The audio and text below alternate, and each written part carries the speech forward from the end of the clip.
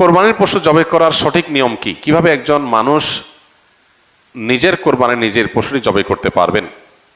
কোরবানি পশু জবাই করাটা জটিল কোনো বিষয় না।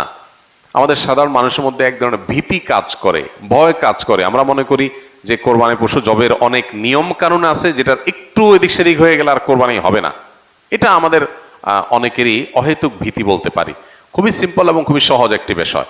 আপনি মোরগ যেভাবে জবাই করবেন, হাঁস যেভাবে জবাই করবেন, ঠিক একই পদ্ধতিতে গরু ছাগল জবাই করবেন। এক্ষেত্রে আপনার দেখার বিষয় হলো বিসমিল্লাহ বলে জবাই করছেন কিনা। এটা প্রথমত বিসমিল্লাহ বলছেন কিনা। বিসমিল্লাহ আল্লাহু আকবার বললেন জবাই শুরুতে, এটা প্রথম আপনার হালাল হওয়ার জন্য শর্ত। যদিও মুসলমান ভুলে যায়, যদি ইচ্ছাকৃত বিসমিল্লাহ পড়ে না এরকম না, ভুলে গেছে বলতে, তাতেও হালাল হয়ে যায়। তো বিসমিল্লাহ আল্লাহু আকবার বলে মুখে আপনি জবাই করবেন, এটাই জবাইয়ের পদ্ধতি। এবং সেই সাথে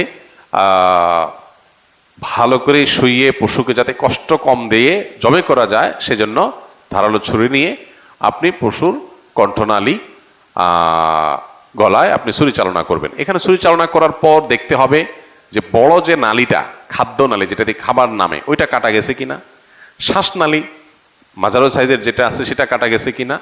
আর তার দুই পাশে দুইটা আপনার ছোট ছোট রগের মতো আছে, সেগুলো কাটা গেছে কিনা। বাস এইটুকু আপনি দেখলেন, ভালো করে পোজ দিলেন যাতে করে এগুলো কেটে যায়, এটা চোখে দেখা যাবে। তাহলে সেক্ষেত্রে আপনার জবে হয়ে গেছে, কোরবানি হয়ে গেছে।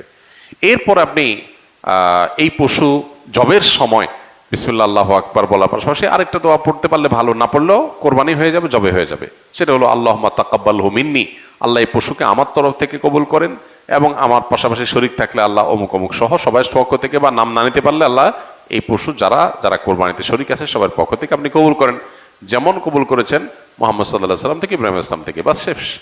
এটা আপনি বললেন, বিসমিল্লাহ আল্লাহু আকবার বলে ছুরি চালনা করলেন, রগগুলো কাটা গেল কিনা আপনি দেখলেন, কণ্ঠনালী শ্বাসনালী কাটা গেছে কিনা, দ্যাটস এনাফ, আপনার কোরবানি হয়ে গেছে। তাহলে এটা জটিল কোনো বিষয় না।